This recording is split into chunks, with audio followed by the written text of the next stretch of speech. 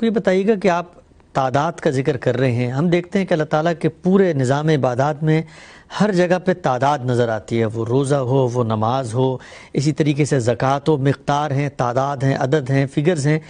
اس کی کیا حکمت ہے، اس کی کیا وجہ ہے کہ اللہ تعالیٰ کی ہر چیز ایک مقرر جگہ پر جاتی ہے، اور یہ تعداد یہاں پر 30 دن ہے، نمازوں میں ہر نماز کی الگ تعداد ہے، رکعتوں کی تعداد الگ ہے، اس کے پیچھے بھی کوئی حکمت کار فرما ہے، یہ اللہ تعالیٰ کا بس حکم ہم نے ماننا ہے؟ یہ تمام عبادات ظاہر ہے کہ اللہ تعالیٰ کا حکم ہے، اللہ تعالیٰ نے ہمیں پابند کر دیا ہے۔ عبادات کے معاملے میں تو کوئی علت نہیں ہوتی جس کی بنیاد پر ہم کسی چیز کو ختم کر سکیں یا کسی چیز میں توسیع کر سکیں۔ وہاں تیسیر کے اصول کے اوپر رخصت ہوتی ہے، لیکن اللہ کے حکم کے طور پر یہ عبادات اختیار کی جاتی ہیں۔ اس میں جو یہ مقرر کیا جاتا ہے، تعیین کی جاتی ہے،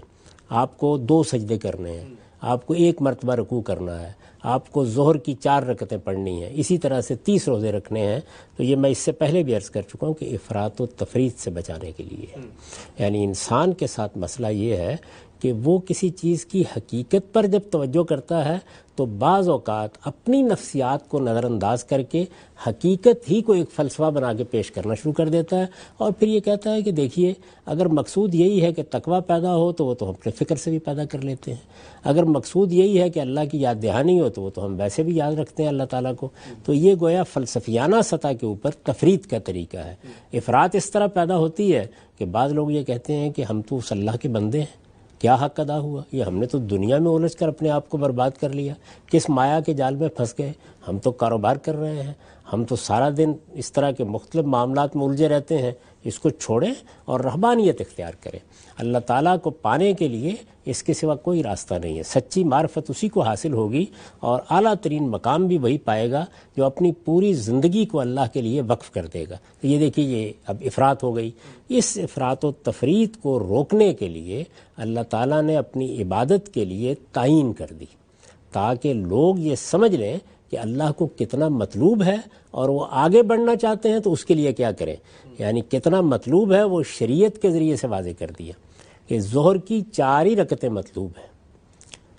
فجر کی 2 ہی رکعتیں مطلوب ہیں، مطلوب ہیں، یعنی تقاضا اتنے ہی کا کیا گیا ہے۔ لیکن اس کے بعد ظاہر ہے کہ پھر یہ موجود ہے موقع کہ آدمی نفل کا اہتمام کرے، تو اس میں کہا گیا کہ لقد کان لکم فی رسول اللہ اسوۃ حسنہ، اس میں بھی وہاں تک جانے کی صحیح کرو جہاں پر اللہ کے پیغمبر نے تمہارے لیے ایک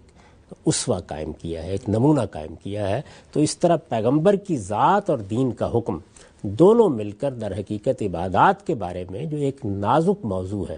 جس میں ہمارے پاس کوئی عقلی بنیاد نہیں ہوتی، میں یا آپ یہ طے نہیں کر سکتے کہ 4 رکعتیں کافی ہیں یا 2 کافی ہیں یا 5 نمازیں کافی ہیں یا 10 ہونی چاہیے، کیونکہ اس کی تعیین کرنا ہمارے لیے ممکن نہیں ہے۔ ہم جو دنیا کے معاملات ہیں ان میں علت کو متعین کر کے تعیین کر لیتے ہیں بڑی حد تک، وہاں بھی بعض جگہوں پہ مشکل پیش آتی ہے لیکن وہاں کسی حد تک ہو جاتا ہے، یہاں چونکہ ہو ہی نہیں سکتا تو اس لیے اللہ اس کو مقرر کر دیتے ہیں تاکہ نہ زیادتی ہو نہ کمی ہو، اور جو انسان کی تربیت کے لیے اللہ تعالیٰ کے ساتھ تعلق کے لیے ضروری اور ناگزیر عبادات ہیں وہ بھی اس کے سامنے واضح ہو جائیں، اور تطوع اور اللہ کی خوشنودی حاصل کرنے کے لیے نوافل کے اہتمام کے حدود بھی اس پر واضح رہیں۔ ٹھیک ہے ہم سب